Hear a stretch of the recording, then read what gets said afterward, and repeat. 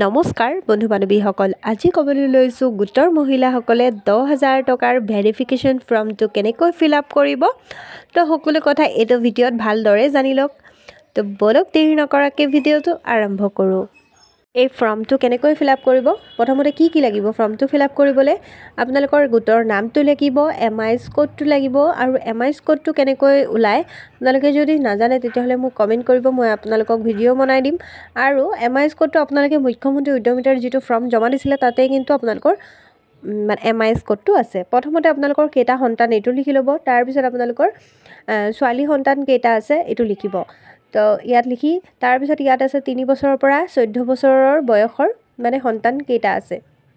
আপোনালোকৰ মানে ছোৱালী কেইজনী আছে তো আপোনালোকে লিখিলে তাৰপিছত আৰু একো লিখিব নালাগে এইখিনি লিখিব লিখাৰ পিছত ইয়াত আছে ডেট কেই তাৰিখে আপোনালোকে জমা দিব আৰু প্লেচটো আপোনালোকৰ প্লেচটো মানে ক'ৰ হয় আপোনালোকে সেইটো দিব তাৰপিছত আপোনালোকৰ সিগনেচাৰটো কৰি ল'ব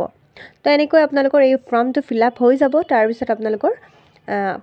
গাঁৱৰ মানে CRP বাইদেউ বা আপোনালোকৰ য'ত আপোনালোকৰ ভেৰিফাই হৈ আছে তাত এই ফৰ্মটো জমা দি তাৰপিছত আপোনালোকে জমা দি দিব তাত আপোনালোকৰ কি হ'ব ফৰ্মটো জমাও দিব আপোনালোকৰ ফটো ল'ব তাৰপিছত আপোনালোকক ভেৰিফাই কৰিব ভেৰিফাই কৰাৰ পিছত আপোনালোকৰ কি হ'ব এই লিষ্টটো ক'ত যাব বিধায়কৰ ওচৰলৈ যাব তাৰপিছত বিধায়কে আপোনালোকৰ যেতিয়া ভেৰিফাই কৰি দিব তেতিয়া আপোনালোকে টকাটো লাভ কৰিব আশা কৰোঁ মোৰ ভিডিঅ'ৰ গোটেইখিনি কথা বুজি পাইছে মোৰ ভিডিঅ'টো ভাল লাগিলে লাইক কমেণ্ট শ্বেয়াৰ কৰিব চেনেলটো ছাবস্ক্ৰাইব কৰিব ধন্যবাদ